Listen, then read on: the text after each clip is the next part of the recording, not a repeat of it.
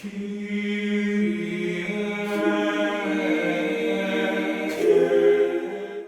I'm Father Joseph Mary, and welcome back to A Simple Word, where we reflect on the gospel for the coming Sunday. In April of 2011, a line of deadly tornadoes ripped across the state of Alabama, leaving some 250 people dead in its wake. Near Wellington, Alabama, the Hardy family realized too late that the storm was coming. There was no time left for them to find any secure dwelling. They considered trying to take shelter in a metal clubhouse, but it had already been thrown on its side by the strong winds. So in desperation, they did the only thing they could think to do. They took shelter in a small cluster of thick trees. They tied a rope around the children, tied the ropes to the trees, and huddled around them as the raging storm passed right over them. A family member said while they had been scratched by flying dirt and debris, none suffered any serious injuries.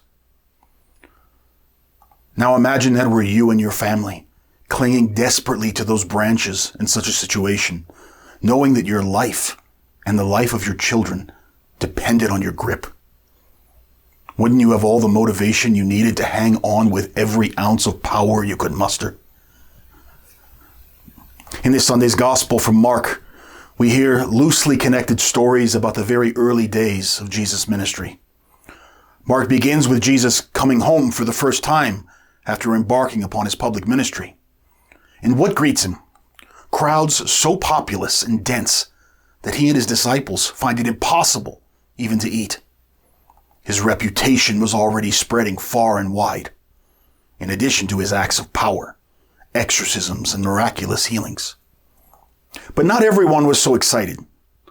Mark writes that when Jesus' relatives heard he was in town, they set out at once to try to seize him. They thought he was out of his mind. They probably had good reason to think so. Jesus had left everything. He left home, leaving behind the productive work of a carpenter. He had a place in the community.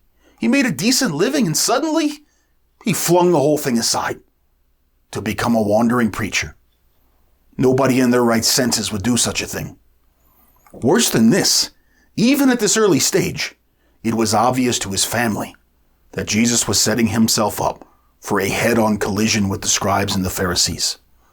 These were powerful men dangerous to speak against and deadly to oppose. And yet echoing again in Jesus' message was the hypocrisy of the scribes and Pharisees. This could only end bad. Finally, Jesus was beginning to surround himself with some pretty strange characters. Simple fishermen and former tax collectors, political zealots and societal rejects. These were the kind of men who were going to lead to a successful future. It was clear to the friends and the relatives of Jesus that he was taking a terrible risk, a risk no man at his right mind would ever take. And it's at this point that the very men whom Jesus' relatives most feared arrive on the scene. The scribes from Jerusalem accuse him. By the prince of demons, he drives out demons. He's possessed by Beelzebul. Jesus replied to this argument quite easily, showing how ridiculous was the accusation when taken to its logical end, but also making a stunning claim. If Satan is actually at battle with his own demons, then he's already lost, because there's a civil war in his own kingdom. Jesus uses the image of a strong man. If you want to rob the house of a strong man, he says, first you have to subdue him, tie him up, so that you can plunder his goods. In a cunning play of words, Jesus is saying that his defeat of the demons didn't show that he was in league with them, but rather that someone stronger than Satan was now on the scene. Jesus himself. Then Jesus turns to the scribes and says something quite frightening regarding forgiveness. He says all sins and blasphemies will be forgiven, but whoever blasphemes against the Holy Spirit will never have forgiveness, but is guilty of an everlasting sin. In order to understand these words, we have to remember the context. Here was the Christ of God acting in the power of the Spirit, whom he just received at baptism, the Spirit who reveals the truth about God. And Jesus is going about curing illnesses and exorcising demons, and the scribes call the work of the Spirit the work of the devil.